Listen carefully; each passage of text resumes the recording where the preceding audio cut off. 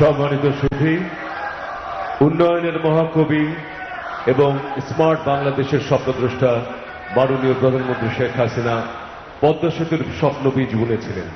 শত প্রতিকূলতা সত্ত্বেও অসীম সাহসিকতার সঙ্গে পদ্মা সেতুর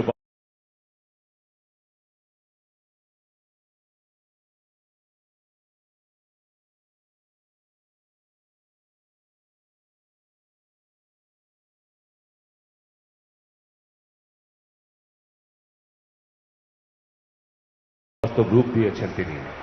এখন গণপ্রজাতন্ত্রী বাংলাদেশ সরকারের মাননীয় প্রধানমন্ত্রী শেখ হাসিনা এমপিকে পদ্মা সেতু প্রকল্পের আনুষ্ঠানিক সমাপনী উপলক্ষে আয়োজিত সুধী সমাবেশে তার মূল্যবান ও দিক নির্দেশনামূলক ভাষণ প্রদান করার জন্য সবিনয় অনুরোধ জানাচ্ছি।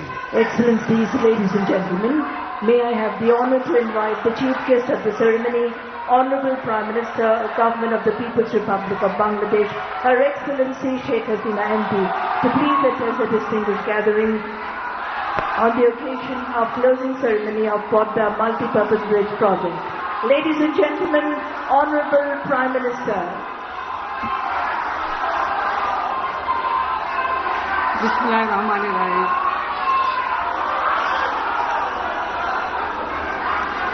Bismillahirrahmanirrahim. আজকের অনুষ্ঠানের সভাপতি সড়ক পরিবহন ও সেতু মন্ত্রণালয়ের মন্ত্রী, মাননীয় মন্ত্রী, সহকর্মীবৃন্দ, আমাদের কূটনৈতিক বিষয়ের সদস্যবৃন্দ, সামরিক অসামরিক কর্মকর্তাবৃন্দ, সেতুর দুই পারের প্রিয় এলাকাবাসী অর্থাৎ মুন্সিগঞ্জ, ওদিকে হচ্ছে শরীয়তপুর, মাদারীপুর, জাজিরা সমস্ত এলাকার সকল যারা জনগণ এখানে উপস্থিত আছেন বা যারা উপস্থিত নেই সুধীমণ্ডলী, আমি তাদের সকলকে আমার আন্তরিক শুভেচ্ছা জানাই, ধন্যবাদ জানাই, কৃতজ্ঞতা জানাই। আসসালামু আলাইকুম। সাধারণত কোনো প্রকল্প শেষ হলে সেই শেষ হওয়ার কোনো অনুষ্ঠান হয় না, এটা ঠিক, কখনো করাই হয় না, শেষ হয়ে যায়। তবে পদ্মা সেতু অনেক ঝড় ঝঞ্ঝা পার করেই কিন্তু অনেক বাধা অতিক্রম করে আমাদেরকে এই সেতুটা নির্মাণ করতে হয়েছে এবং যেটা করেছি সম্পূর্ণ আমরা বাংলাদেশের জনগণের টাকায়, দেশের মানুষের টাকায় এই সেতুটা নির্মাণ। কাজে এই সেতুটা কাজ শেষ হয়ে গেছে, আমরা উদ্বোধনও করেছি, প্রকল্পের সব কিছু গুছিয়ে নেওয়া হয়েছে। এমনকি সেতুর সাথে আমাদের রেল সেতুটাও একই সাথে হয়ে গেছে।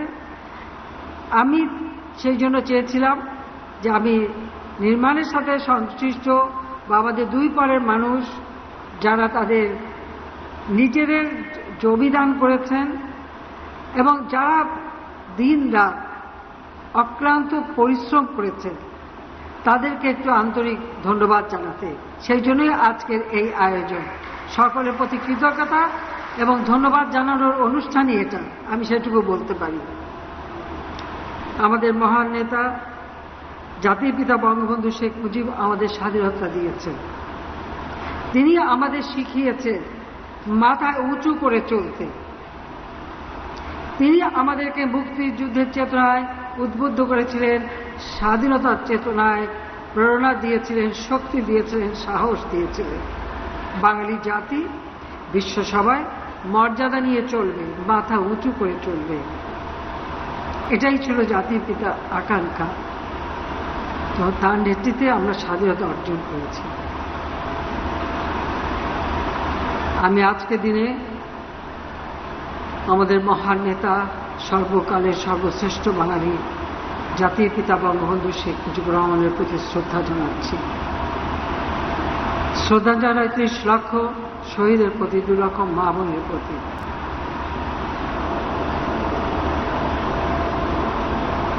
পঁচাত্তরে 15 আগস্ট 1975 সাল 15 আগস্ট বাঙালি জাতির জীবনে একটা কলঙ্কময় অধ্যায়। যে নেতা তার জীবনটা উৎসর্গ করেছেন এই বাঙালির আর্থসামাজিক,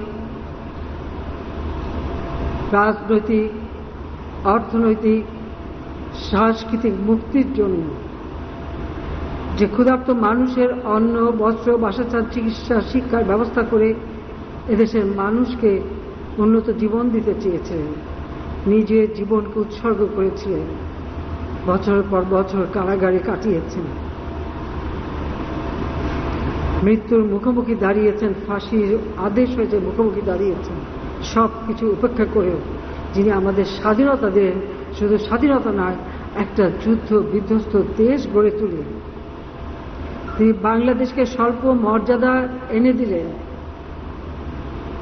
এবং আর্থসামাজিক মুক্তির লক্ষ্যে যিনি দ্বিতীয় বিপ্লবের কর্মসূচি দিয়ে বাংলাদেশকে একটি ক্ষুধা, দারিদ্র্যমুক্ত, উন্নত, সমৃদ্ধ বাংলাদেশ গড়ে তোলার পদক্ষেপ নিলেন।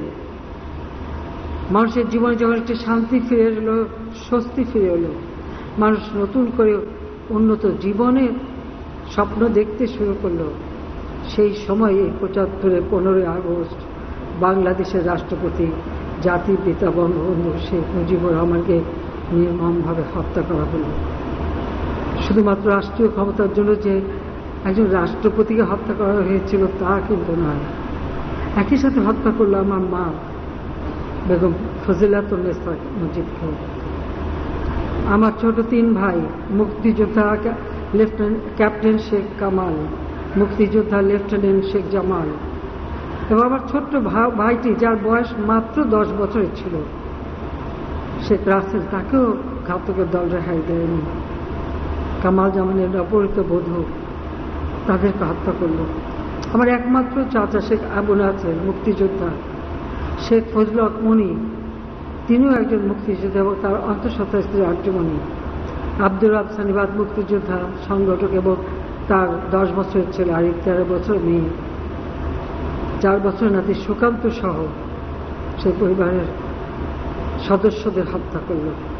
রাষ্ট্রপতি, military secretary brigadier Jamil Uddin এবং পুলিশ অফিসার সিদ্দিকুর রহমান, তাদেরকেও নির্মমভাবে হত্যা করল। আর একই সাথে এর পরপরই ৩রা নভেম্বর ঢাকা কেন্দ্রীয় কারাগারে জাতীয় 4 নেতাকে নির্মমভাবে হত্যা করা হল। আমি তাদের সকলের আত্মার মাগফিরাত কামনা করি, তাদের আজকে শ্রদ্ধার সাথে স্মরণ করি। এই হত্যাকাণ্ডের পর বাংলাদেশ কিন্তু এগোতে পারেনি, বরং অকাতরে জীবন দিয়েছে হাজার হাজার সেনাবাহিনীর সৈনিক, অফিসার এবং মুক্তিযোদ্ধারা। বাংলাদেশ আওয়ামী লীগের অগণিত নেতা কর্মীর উপর চলেছে অকথ্য অত্যাচার, নির্যাতন এবং তাদের হত্যা করা হয়েছে। ছাত্রলীগ, যুবলীগের অনেক নেতা কর্মী লাশ গুম করা হয়েছে। বিমান বাহিনীর অফিসারদের এবং অনেক কর্মচারীদের হত্যা করেছে, তাদেরও লাশ এখনো স্বজনরা কেঁদে ফেরে লাশ গুম হয়ে গেছে, খুঁজে পায় না। বাংলাদেশটাকে একটা অশান্ত পরিবেশের মধ্যে নিয়ে আসা হয়েছিল, কিন্তু বাংলাদেশ এগোতে পারেনি। সেই দরিদ্র আরো দরিদ্র হয়েছে। দেশের মানুষ পেটে ভাত নেই, পরনে ছিন্ন কাপড়, বিদেশ থেকে পুরনো কাপড় এনে পরানো হয়, রোগী চিকিৎসা নেই, শিক্ষা নেই, যোগাযোগের কোনো উন্নতি নেই, এই অবস্থায় তো ছিল। সেই বাংলাদেশের পরিবর্তন আনা, সেই বাংলাদেশকে সারা বিশ্বের কাছে মাথা তুলে দাঁড়াবার সুযোগ করে দেওয়া, এটাই তো আমাদের একমাত্র লক্ষ্য ছিল। যখন ক্ষমতায় ছিলাম না, বিদেশে গেছি, বাংলাদেশ নামটা শুনলে জিজ্ঞেস করতো এটা কি ভারতের কোনো অংশ, জিজ্ঞেস করতো এই দেশে তো শুধু ঘূর্ণিঝড়, জলোচ্ছ্বাস, বন্যা, দুর্ভিক্ষ লেগে থাকে। ভিক্ষুকের জাতি, মিসকিন হিসেবে আমাদেরকে হিসাব করা হতো, যেটা আমাদের জন্য অত্যন্ত কষ্টের, ব্যথার ছিল। যে লাখো শহীদের রক্তের বিনিময়ে আমরা পেয়েছি স্বাধীনতা, আর সেই স্বাধীন জাতি হিসেবে আমাদের মর্যাদা থাকবে না, আমরা মাথা তুলে কথা বলতে পারবো না, আমরা আত্মমর্যাদাবোধ আমাদের থাকবে না। এটা কি ধরনের বাংলাদেশ? বাবা মা ভাই সব হারালাম, আমরা 2 বোন বিদেশে, আসতে পারিনি, তখন আমাদের আসতে দেওয়া হয়নি, রিফিউজি হিসেবেই বাড়ি বিদেশে কাটাতে হয়েছিল। নিজেদের নামটাও ব্যবহার করতে পারেনি, নিরাপত্তার কারণে নাম ব্যবহার করতে দেয়নি। এরপর 81 সালে আওয়ামী লীগ যখন আমাকে আমার বর্তমানে সভাপতি নির্বাচিত করে, আমার ছোট শিশু সন্তান 8 বছরের মেয়ে, 10 বছর ছেলে, মাতৃস্নেহ বঞ্চিত করেই আমি ফিরে আসি বাংলার মাটিতে। আমি কোথায় ফিরে এসেছিলাম? আমি এমন একটা দেশে ফিরে আসলাম, একটা নাগরিক হিসেবে বাবা মা ভাইয়ের হত্যার বিচার চাইতে পারবো না, আমি মামলা করতে পারবো না। কেন? ইনডেমনিটি অর্ডিন্যান্স জারি করে খুনিদেরকে বিচারের হাত থেকে মুক্ত রাখা হয়েছে এবং বিভিন্ন দূতাবাসের চাকরি দিয়ে পুরস্কৃত করা হয়েছে এবং ক্ষমতা বসানো হয়েছে। যুদ্ধ অপরাধী যাদের বিচার জাতিপিতা করেছে, যারা সারা বাংলাদেশকে জ্বালিয়ে পুড়ে ছারখার করেছিল, হাজার হাজার মা বোনদেরকে ক্যাম্পে ধরে নিয়ে যাদের দিনের পর দিন পাশবিক অত্যাচারের নির্যাতনের শিকার হতে হয়েছিল। কত গ্রামের পর গ্রাম পুরুষ শূন্য, শুধু বিধবার গ্রাম। 3 কোটি মানুষ গৃহহারা, 1 কোটি মানুষ শরণার্থী। সেই দেশটিকে যিনি গড়ে তুললেন, তাকে হত্যার পর এই বাংলাদেশে তো সেই রক্তাক্ত অবস্থা চলতেই থাকে 75 পরে। যে জাতি রক্ত দিয়ে দেশটা স্বাধীন করল, সে জাতি কেন মাথা নিচু করে চলবে?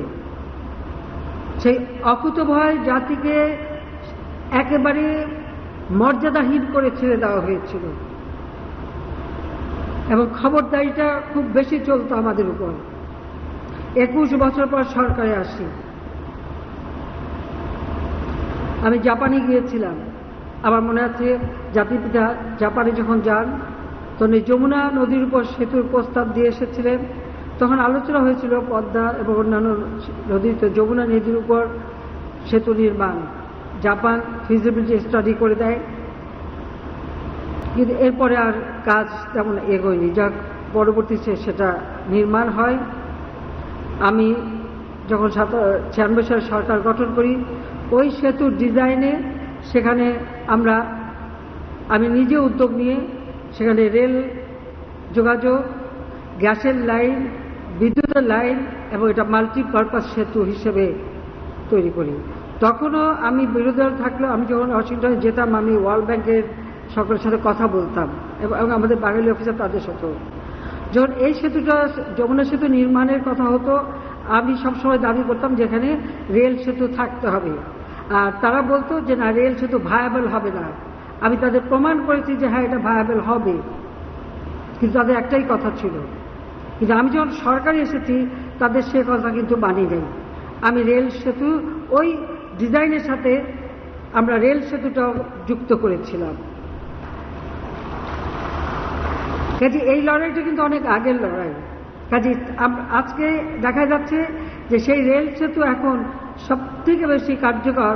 এখন তো সেই ওয়ার্ল্ড ব্যাংকে আবার আমাদের প্রস্তাব দিল যে আলাদাভাবে ডেডিকেটেড রেল সেতু করে দেবে, কারণ আমরা ট্রান্স এশিয়ান হাইওয়ের সাথে যুক্ত হলে আমাদেরকে এই ধরনের একটা সেতু দরকার আছে, এই যোগাযোগ ব্যবস্থা করার দরকার আছে। আমি রাজি হয়ে গেলাম, আমাদের সেই সেতু হচ্ছে। আমরা যমুনা সেতু, বঙ্গবন্ধু সেতু যেটা সড়ক সেতু, সেটা আমরা উদ্বোধন করেছিলাম 98 সালের নভেম্বরে। আর ওই সময় আমরা পদ্মা সেতু নির্মাণেরও আমি যখন জাপান যাই আলোচনা হয়, তখন আমি 2টো সেতুর জন্য প্রস্তাব দিয়েছিলাম। একটা হচ্ছে আমাদের পদ্মা, আর একটা হচ্ছে আমাদের রূপসা, ভৈরব নদীর উপর খুলনায়। তা আমাকে জাপানের প্রাইম মিনিস্টার জিজ্ঞেস করলেন যে আপনার কনস্টিটুয়েন্সি কোনটা, কোনটা করলে আপনার সুবিধা হবে। আমরা দুটাই আমার কনস্টিটুয়েন্সি। পদ্মা সেতু করলে আমি আমার কনস্টিটুয়েন্সিতে যেতে পারবো, আর রূপসা সেতু করলে আমি যেতে পারবো, কারণ সারা বাংলাদেশে আমার কনস্টিটুয়েন্সি, আমি কেন ভাগ করতে যাব। যাই হোক, আমি জানতাম যে রূপসা সেতু, রূপসা সেতুটা আমাকে আগে শুরু করে দিতে হবে, কারণ পদ্মা বিশ্বের সবথেকে খরস্রোতা একটা নদী, যে নদী প্রতি বছর সময়ই এটা পরিবর্তন ঘটে। সেদিকে লক্ষ্য রেখেই আমি বললাম যে এটা তো ফিজিবিলিটি স্টাডি করতে হবে, সময় লাগবে, তারপর ওটা আগে করে দেন আর এটা ফিজিবিলিটি স্টাডি করেন। তারা ফিজিবিলিটি স্টাডি করলো, করবার পর আমরা কিন্তু এখানে ভিত্তিপ্রস্তর স্থাপন করলাম। সেটাও 2001 সালের জুলাই মাসে আমরা এখানে ভিত্তিপ্রস্তর স্থাপন করলাম এবং এটা ডিজাইন করা প্রায় আমরা শুরু করলাম। দুর্ভাগ্যের বিষয় 2001-এ আওয়ামী লীগ ক্ষমতা আসতে পারল না, কারণ সেটাও আমার একটা দোষ যে আমি আমাদের গ্যাস বিক্রি করবার মুচলেখা দেইনি। কারণ আমার সময় আন্তর্জাতিক টেন্ডার দিয়ে গ্যাস ব্লক বিভিন্ন আমেরিকান কোম্পানিকে দেওয়া হয়েছিল এবং গ্যাস তারা উত্তোলন করছিল। তো সেই গ্যাস উত্তোলন করে তারা বিক্রি করবে ভারতের কাছে।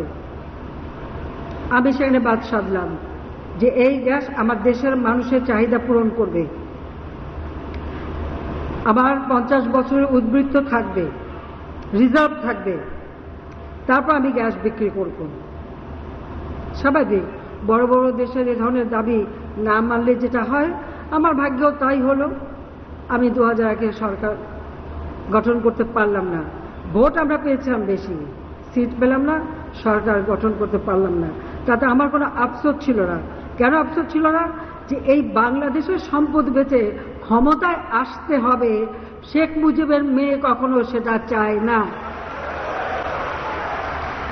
আমার বাবা কারো কাছে মাথা নত করেনি, আমিও করি না। ক্ষমতা না আসি কি আসে যায়, কিন্তু আমার দেশের সম্পদ বেচে না। খালেদা জিয়া রাজি হয়ে গেল, ক্ষমতায়ও আসলো। খালি আমি শুধু এইটুকু বলেছিলাম, আল্লাহ তাআলা জন বুঝে ধন দেয়। বলেছে গ্যাস বিক্রি করবে, গ্যাস পাবেও না, বিক্রি করতে পারবেও না, পারে নাই। কিছু কিছু মানুষ সাবধান মেশে থাকে, এটাই হচ্ছে সব থেকে দুর্ভাগ্যের। আসুন পদ্মা সেতুর ব্যাপারেই বলি, এটাও আর এক ইতিহাস। পদ্মা সেতু আমরা নির্মাণ করব। জাপান ফিজিবিলিটি স্টাডি করে দিল সেই সময় যে জায়গাটা, এটাই মাওয়া থেকে এই জায়গাটাই তারা ঠিক করে দিয়েছিল। খালেদা জিয়া 2001-এ এসে বলল এটা এখানে হবে না, এটা আরিচা থেকে মানে দৌলতদিয়া পর্যন্ত করতে হবে। জাপানিজরা কিন্তু আপনারা জানেন যে তারা কিন্তু খুব আত্মমর্যাদাবোধ তাদের মধ্যে অনেক বেশি। জাপানের মন্ত্রী আমাকে জিজ্ঞেস করলেন যে আপনার কথায় পদ্মা সেতু আমরা করতে চেয়েছি। তখন আমি বিরোধী দলে, আপনি যেখানে বলেন সেখানে আমরা করব। তাই বললাম যে আপনারা তো সব জায়গাটা ফিজিবিলিটি স্টাডি করেছেন, আর এই জায়গায় করলে পরে আমার দক্ষিণ পশ্চিম প্রায় 21টা জেলার সঙ্গে সংযোগ হবে অতি দ্রুত। আর এখান থেকে যদি আরিচা পর্যন্ত যেতে হয়, আরিচা থেকে পাটুরিয়া রাস্তা, ওটাও কিন্তু আমার সময় করা, যদিও উদ্বোধন করেছিল বিএনপির মন্ত্রী, কিন্তু ওই আইডিয়াটা জমি ভরাট করা এবং ওটা করেছিলাম আমি 7 কিলোমিটার। তো 107 কিলোমিটার দূরে যে দৌলতদিয়া থেকে রাজবাড়ী এবং ফরিদপুরের মোড়, সেখান থেকে আবার যেতে হবে ভাঙ্গা হয়ে বরিশালের দিকে। এটা একটা লম্বা সফর। আর ঢাকা থেকে মাওয়া পর্যন্ত মাত্র 55 কিলোমিটার। সেতু পার হলেই আমরা চলে যাচ্ছি, সময় বাঁচবে। আর আমি জানি যে এই জায়গাটা করা সব থেকে কঠিন, তো কঠিন কাজটাই তো আমাদের করতে হবে। তো জাপানকে দিয়েও তারা ফিজিবিলিটি স্টাডির নামে সেই আমার ভিত্তিপ্রস্তর স্থাপন সেগুলি সব নষ্ট করে তারা বিএনপি সেটা করতে দিল না। আমরা আসলাম সরকারি এসেই 2009 সালে সরকার গঠন করার পরই বললাম এই জায়গায় পদ্মা সেতুর বিশেষ করে সবার আগে প্রয়োজন হচ্ছে ডিজাইন, নকশা, এটা তৈরি করতে হবে। আমার কাছে নকশা দিল, আমার আইডিয়া ছিল যে একই সাথে রেল লাইন এবং সড়ক, দোতলা সেতু করব। খুবই কঠিন কাজ এই নদীতে এই সেতু করা, কারণ একই সাথে যদি সব গাড়ি এবং রেলগাড়ি, মানুষ সহ, মালামাল সহ একসাথে যদি দাঁড়ায়, তাহলে সেই মানে ওজনটা নিতে পারবে এই ধরনের সেতু, যা ভূমিকম্প অথবা কোনো রকম যদি জাহাজ ধাক্কা লাগে বা কোনো রকম কিছু হয়, সেটার থেকে যেন শক্তভাবে গড়ে ওঠে। এটা একটা কঠিন কাজ। কিন্তু করলে তো যেটা কঠিন আর যেটা সেটাই তো করতে হবে, সহজটা কেন করব? আমি এই ডিজাইনটাই পছন্দ করলাম। আমরা ভিত্তিপ্রস্তর স্থাপন করলাম, তখন সকলেই এগিয়ে আসলো, ওয়ার্ল্ড ব্যাংক, এডিবি বা জাইকা সমস্ত অনেক দাতা সংস্থা আসলো। আমরা চেয়েছিলাম যে এডিবি এটার মানে লিডিং রোলে থাকুক, ওয়ার্ল্ড ব্যাংক আরো বেশি টাকা দেবে বলে চলে আসলো। এর মধ্যে যে ঘটনা ঘটলো সেটা আরো দুঃখজনক। একটা পদ, সে পদটা হচ্ছে একটা ব্যাংকের এমডির পদ। এই পদটা নিয়ে যত জটিলতা, যত সমস্যা। এখন একটা ব্যাংকে যদি আইন থাকে যে একজন 20 বছর পর্যন্ত থাকতে পারবে, ইতিমধ্যে তার বয়স 70 হয়ে যাচ্ছে, অতিরিক্ত সময় থেকে ফেলেছে, তাহলে সে সেখানে এমডি থাকে কি করে? আর একজন দামি দামি একেবারে নোবেল লরেট, সে ওই সামান্য একটা এমডি পদের জন্য লালায়িত কেন? এই প্রশ্নের উত্তর কখনো পেলাম না, যে একটা এমডি পদের জন্য লালায়িত। যে বড় দেশ তাকে প্রমোট করে, সেই দেশের অ্যাম্বাসেডর আমার অফিসে আসে, আমার অফিসারদেরকে ধমকায়, বলে যে এই সেতু মানে এমডির পদ না থাকলে এই টাকা বন্ধ হয়ে যাবে। এমডির পদের জন্য আমার কাছে তদবির করতে হিলারি ক্লিন্টন ফোন করলেন, 20 মিনিট ধরে ফোন ছাড়ে না, একবার না দুইবার। শেরি ব্লেয়ার তিনি ফোন করলেন, ফ্রান্সের প্রেসিডেন্টের প্রতিনিধি আসলো, পৃথিবীর অনেকেই আসলো। আমি শুধু জিজ্ঞেস করলাম যে আমাকে একটা কথা বলেন, যে এই এমডি পদে কি মধু আছে? কি মধু আছে? এটা গ্রামীণ ব্যাংকটা তৈরি করেছিল, এটা শুরু হয়েছিল স্বাধীনতা পর, কিন্তু এটা যখন সত্যিকারভাবে আইন করে বাস্তবায়ন হলো 83 সালে, তখন জেনারেল এরশাদ সাহেব ক্ষমতায়। তা আমরা বলতে এটা এরশাদ সাহেব এই ব্যাংকটা তৈরি করলো। তৈরি করার পরে একজন এমডির পদ কাকে দেবেন সে খোঁজ করলো। ওখানে মোজাম্মেল সাহেব ছিলেন একজন, আমি চিনি তাকে। উনি বললেন যে চট্টগ্রাম বিশ্ববিদ্যালয়ের একজন প্রফেসর আছে, তাকে দেওয়া যায়। তো সেই প্রফেসরকে এনে এখানে এমডির পদে বসানো হলো।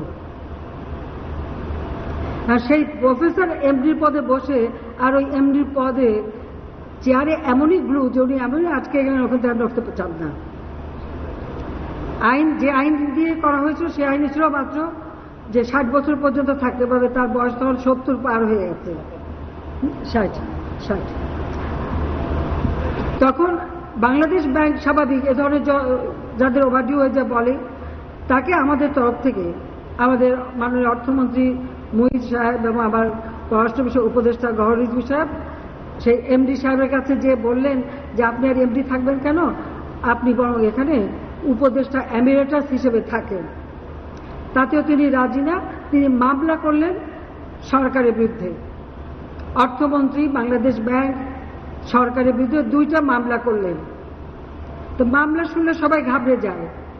তা আমি খালি অ্যাটর্নি জেনারেল বললাম যে এই মামলা তো কোনো কিছু না, খালি আইনটা প্লেস করবেন। এখন কোর্ট যদি কারো বয়স বাড়াতে পারে আর কমাতে পারে, আর কোর্ট যদি বলে আইন ভঙ্গ হোক, সেখানে তারা আমাদের কিছু বলার থাকে না। কিন্তু কোর্ট তো তা পারবে না, আইন তো ভঙ্গ করতে পারবে না। উনি মামলায় হেরে যেয়ে আরো ক্ষেপে গেলেন। আর তার ওই অ্যাম্বাসেডার আনাগোনা তো চলছেই, বারবার প্রিয় মতো আসে আর ওই একই কথা শোনায়। এরপর একজন আন্ডার সেক্রেটারি আসলেন, তিনিও এসে এমন কিছু কথা বললেন যে আমি সেই দিনই তার সাথে কথা বলা বন্ধ করে দিলাম। তাই না, আমি বলে দিলাম আমেরিকা থেকে আর কেউ আসলে আমি কারোর সাথে আর দেখা করব না। আমি আর দেখা করি নাই, আমি কারোর সাথে আর দেখা করি নাই। আন্তর্জাতিক পর্যায়ে ওই প্রশ্ন আমি খালি জিজ্ঞেস করলাম যে ভাই আমাকে একটা জবাব দেন তো, এমডির পদে কি আছে? তবে এখন একটু বলে রাখি, কি যে মধু আছে তা এখন যদি দেখেন তখন খোঁজ পাবেন। যখন লেবাররা মামলা করে, যখন ট্যাক্স ফাঁকি দেওয়ার মামলা হয়, যখন দুর্নীতির মামলা হয়, তখনই আস্তে আস্তে বেরোয় যাবে যে ওই এমডির পথে কি মধু আছে। আর গ্রামীণ ব্যাংকের সব যখন অডিট রিপোর্ট আসবে আরো তথ্য বের হবে। এ ব্যাপারে কিছু বলতে চাই না, কিন্তু দেখা গেল যিনি ওয়ার্ল্ড ব্যাংকের প্রেসিডেন্ট মিস্টার জোলি, তার সাথে আমার পরিচয় ছিল। তিনি যেদিন চলে যাবেন, এটা কোনো বোর্ডে পাস হয়নি, কিন্তু যাবার ঠিক যেদিন যাবে সেই দিনই সে পদ্মা সেতু টাকাটা বন্ধ করে দিল, এবং এর জন্য হিলারি ক্লিন্টনেরই নাকি নির্দেশ ছিল যেটা বন্ধ করে দিতে হবে। কেন এমনি পদে থাকতে পারলো না? টাকা বন্ধ করার সাথে সাথে আবার অন্যান্য যারা দাতা সংস্থা একে একে দেখি সবাই বন্ধ করে দিল। আমি বিশ্বের অনেক নেতাদের সাথে কথা বলেছিলাম, তো সকলেরই ধারণা যে ওয়ার্ল্ড ব্যাংক ছাড়া বোধহয় এই ধরনের সেতু করা যাবে না। তখন যে কেন যাবে না? ওয়ার্ল্ড ব্যাংক না থাকলে পারা যাবে না। আমরা পারা যাবে না কেন? আমরা নিজে করতে পারব। আমি যখন চোগামে গেলাম, আমাদের এই সাউথ ইস্ট এশিয়ান অনেক নেতাদের সাথে কথা হলো। একমাত্র মালয়েশিয়ার প্রেসিডেন্ট ডক্টর রাজ্জাক বললেন যে ঠিক আছে, আপনার সেতুটা আমি করে দেব। আমি তাদের সাথে আলোচনা করলাম। জাপান যাওয়ার পথে মালয়েশিয়া এয়ারপোর্টে বসেও তার উপদেষ্টার সাথে কথা হলো। তারা মোটামুটি একটা প্ল্যান আমাদের দেখালেন, কিন্তু মুশকিল হয়ে গেল আমার দেশের ভিতরে। আমার সাথে তো কেউ নাই, কেউ বলতেছে না যে ওয়ার্ল্ড ব্যাংক ছাড়া আমরা করতে পারবো। হ্যাঁ আছে, আমার জনগণ আছে, বাংলাদেশের মানুষ আছে। শুধু বাংলাদেশের মানুষ আছে, আমাদের দেশের যারা এখন বুদ্ধিজীবী, জ্ঞানী, গণী, প্রত্যেকেই বলে এটা করা সম্ভব না। আমি বলছি আমরা করব। বলে টাকা কোথেকে আসবে? আমরা 17 কোটি মানুষ, টাকা এসে যাবে।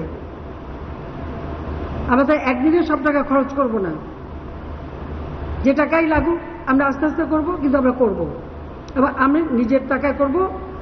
আমাকে আমাদের মাননীয় অর্থনীতি প্রয়াত অর্থমন্ত্রী এসে বললেন, তারপরে তাদের অনেক শর্ত, বলল দুর্নীতির ষড়যন্ত্র হয়েছে।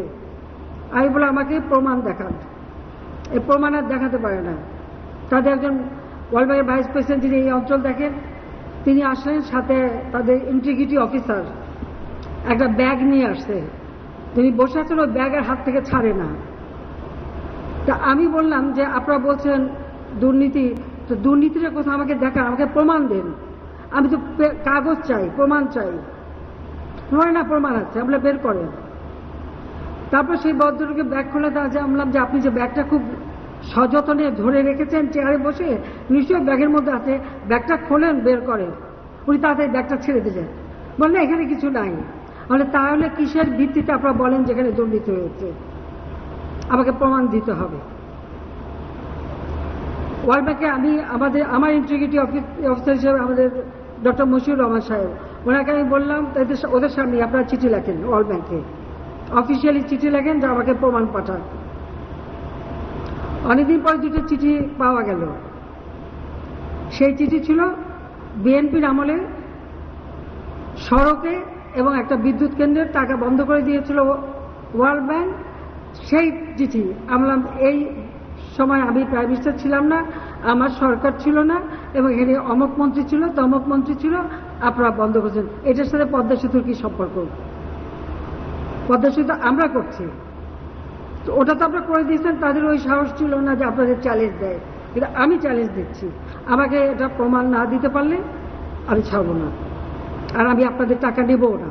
তখন বলো কি মন্ত্রীকে জেলে দিতে হবে, বশির রহমান সাহেবকে জেলে দিতে হবে, মামলা করতে হবে। আমার কিসের ভিত্তিতে মামলা? আমাকে দেখেন কোন অভিযোগে মামলা। বারবার তাদের সাথে কিন্তু এই কথা চলছে।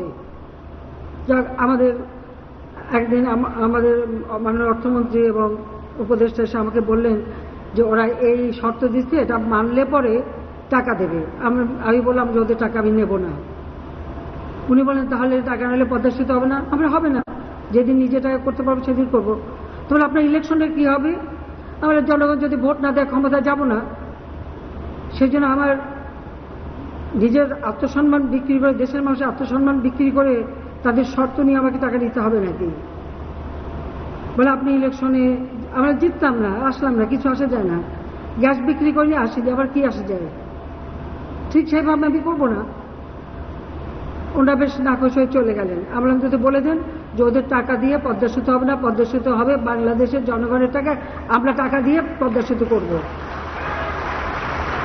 বলে কখন করবেন? আমরা যখন পারবো তখন করব, এবং আমি এটা করবই। আমি আল্লাহ রাব্বুল আলামিনের কাছে সত্যি কৃতজ্ঞ, আর কৃতজ্ঞ আমার দেশবাসীর কাছে। যখন সবাই না করছে, আমি যখন বলছি আমি করব, আজকে যে করতে পেরেছি, আজকে যে পদ্মা সেতু শেষ করতে পেরেছি আমরা, আর যা আমার দক্ষিণ অঞ্চলের মানুষের আর্থসামাজিক উন্নয়নে দ্বার উন্মোচিত হয়েছে, সেই জন্যই আজকে আমি আর এখানে আসা। কারণ এই পদ্মা সেতুটা অত্যন্ত একটা জটিল স্ট্রাকচার, এটা আপনারা ইতিমধ্যেই শুনেছেন। এবং এই যে একটা জটিল, সব থেকে খরস্রোতা নদী, অ্যামাজনের পরে সবথেকে খরস্রোতা নদী হচ্ছে এই পদ্মা নদী। সেই পদ্মা নদীকে দুকুলে বেঁধে দেওয়া আর এই সেতু নির্মাণ করা, এই জটিল কাজের সাথে যারা জড়িত ছিলেন, সেই সেতু বিভাগ, বাংলাদেশ সেতু কর্তৃপক্ষ এবং এই পদ্মা বহুমুখী সেতু নির্মাণ প্রকল্পে দক্ষ এবং নিবেদিত যারা কর্মকর্তা কর্মচারী এবং দেশি বিদেশি যারা প্রকৌশলী, জাতীয় আন্তর্জাতিক পরামর্শক এবং বিশেষজ্ঞগণ, আমাদের নিরাপত্তা তদারকিতে আমাদের সেনাবাহিনী, সেই সাথে পুলিশ এবং অন্যান্য আইন শৃঙ্খলা রক্ষাকারী সংস্থা, এবং আমাদের সবচেয়ে বড় কথা আমাদের নির্মাণ শ্রমিক যারা দিনরাত অক্লান্ত পরিশ্রম করেছেন, তাদের প্রতি আমি আজকে আমার কৃতজ্ঞতা জানাতে এখানে এসেছি, তাদেরকে আন্তরিক ধন্যবাদ জানাতে আমি এসেছি। এই জটিল পরিস্থিতি, প্রাকৃতিক দুর্যোগ, কখনো নদী ভেঙে গেছে, কখনো নানা ধরনের সমস্যা দেখা দিয়েছে, একে একে সব কিছু অতিক্রম করে আমরা এই সেতুটি নির্মাণ করেছি।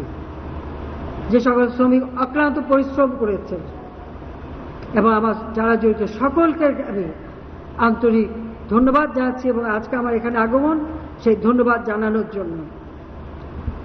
এই পদ্মা সেতু করতে যেহেতু একটা খরস্রোতা নদী এবং সেখানে অনেক দুর্যোগ এসেছে, আবার এই দুর্যোগে অনেকেই মৃত্যুবরণ করেছে, যারা প্রয়াত, তাদের প্রতিও আমার কৃতজ্ঞতা জানাই এবং সেই সাথে তাদের আত্মার মাগফিরাত কামনা করি। আবুল হোসেন আজকাল বেঁচে নেই, কারণ সে আমার সড়ক সেতু মন্ত্রী ছিল। তাকেও আমার ধন্যবাদ যে সেই সময় সেও সাহস দেখেছে। কাজী আজকে সে আর বেঁচে নাই, আমি তাকে স্মরণ করি। আমাদের যিনি স্বনামধন্য অধ্যাপক জামিলুর রেজা চৌধুরী সাহেব, তাকে দিয়ে আমরা যে কমিটি করেছিলাম, তিনি সবসময় এই সেতু নির্মাণের ক্ষেত্রে আমাদের পরামর্শ দিতেন, তিনিও আজ নেই। কাজে যারা মৃত্যুবরণ করেছে, দেশি বিদেশি সকলকে প্রতি আমার শ্রদ্ধা এবং তাদের আত্মার মাগফিরাত এবং শান্তি কামনা করি। সবথেকে বড় কথা, জমি, সবসময় জমি দিতে গেলে একটা সমস্যা হয়। এই সেতু নির্মাণের সময় দুই পারে যারা নিজেদের ভিটে মাটি ত্যাগ করেছেন, এই জমি দান করেছেন,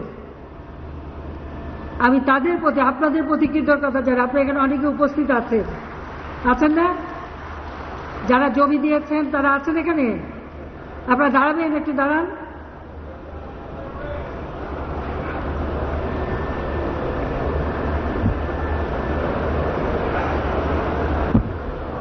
আমি জানি না আপনাদের প্রতি কৃতজ্ঞতা কিভাবে জানাবো। আপনাদের আমি আন্তরিক ধন্যবাদ জানাই। হ্যাঁ, আমরা পুনর্বাসন করেছি, সেটা বড় কথা না, কিন্তু আপনারা আপনাদের পিতামাতার সম্পত্তিও তুলে দিয়েছেন বিনা দ্বিধায় যে সেতু নির্মাণের জন্য।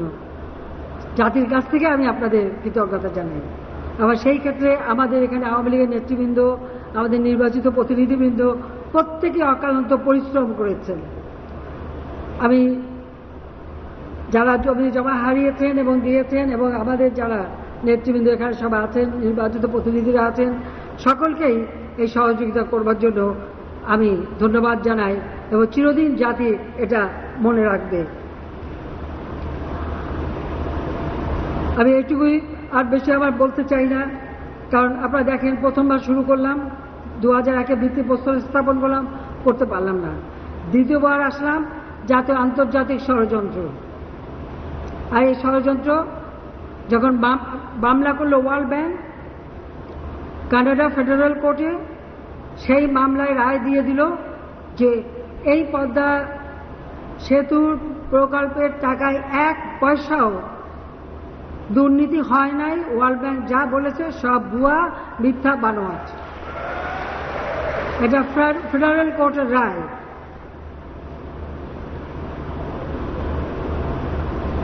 কাজে আবার আমরা ভিত্তিপ্রস্তর স্থাপনে সেতুটা নির্মাণ শেষ করলাম।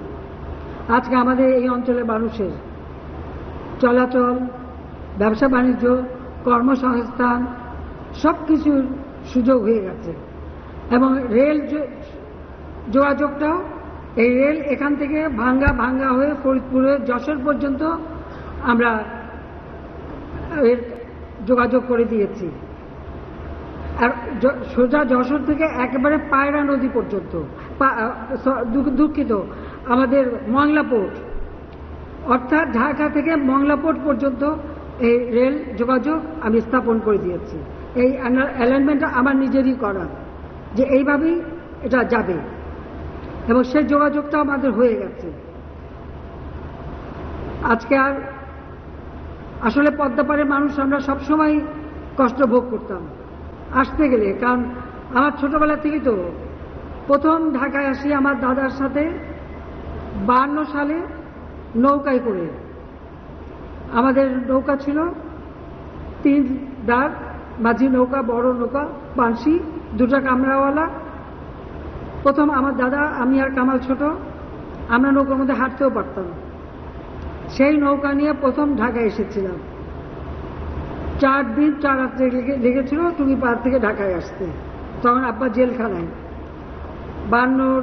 48 সালে আন্দোলন করতে, যে তিনি 49 সালে যে কারাগারে বন্দী, তখনও তিনি কারাগারে বন্দী।